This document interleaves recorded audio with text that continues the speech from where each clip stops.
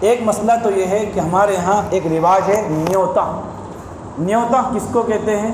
یعنی ہمارے ولیمے کے دن اور اسی طریقے سے دعوتوں کے اندر مہمان جو جاتا ہے وہ کوئی نہ کوئی تحفہ لے کر جاتا ہے، تحفہ نہ لے کر جائے تو لفافے میں پیسے رکھ کر ادا کرتے ہیں۔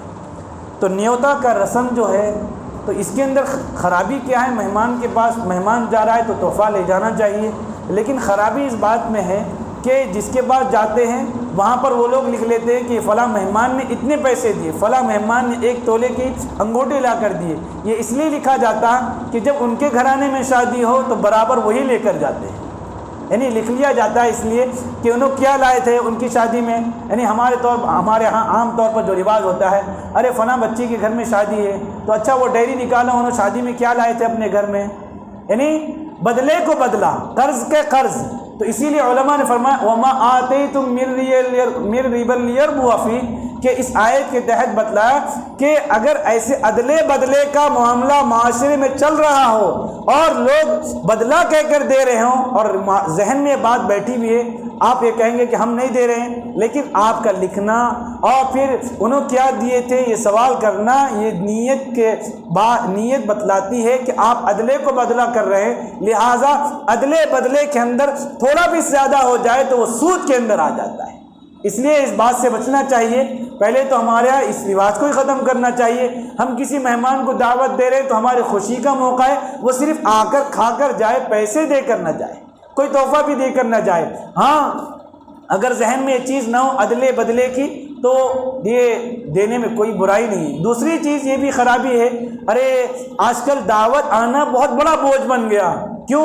ارے یہ مہینے میں 4 دعوتیں ہیں، ان کے گھر میں یہ لے جانا، ان کے گھر میں یہ لے جانا، تو دعوت آنا بھی آج کل بہت بڑا مشکل کا مسئلہ بن گیا ہے۔ اسی لیے دعوت کرنے والے کو چاہیے کہ وہ کسی کو تکلیف نہ دے، یہ کہے کہ بھائی ہمیں کچھ بھی ضرورت نہیں ہے کسی کی بھی، اور خاص کر رقعے کے اندر بھی لکھنا بہتر ہے۔ ہمارے علماء لکھتے ہیں کہ کسی کے تحفے کو قبول نہیں کیا جائے گا، تو یہ بہتر ہے، اس طریقے سے کرنا چاہیے۔ دوسری چیز نکاح کے اندر چھوارے، یعنی کھجور پھینکنا سنت ہے کہہ کر یہ عام مشہور ہے، لیکن یہ روایت ضعیف ہے، کمزور ہے، اس بارے میں کوئی وہ روایت صحیح نہیں ہے۔ ہاں اگر نکاح مسجد میں ہو تو مستحب ہے، لوگ ایسے جھپٹ نہ پڑتے ہوں، ٹوٹ نہ پڑتے ہوں، تو ایسے موقع پر چھوارے اچھالنا کوئی برائی نہیں ہے۔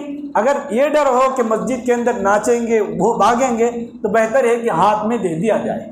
اس طریقے سے دوسری چیز، نکاح کن کن چیز لوگوں سے کر سکتے ہیں؟ اگر بچی ہو تو سگے ماموں سے، سگے چاچا سے نکاح، یعنی چاچا اور تایا سے نکاح نہیں کر سکتی، سگے بھانجے سے، سگے اور بھتیجے سے نکاح نہیں کر سکتی بچی ہو۔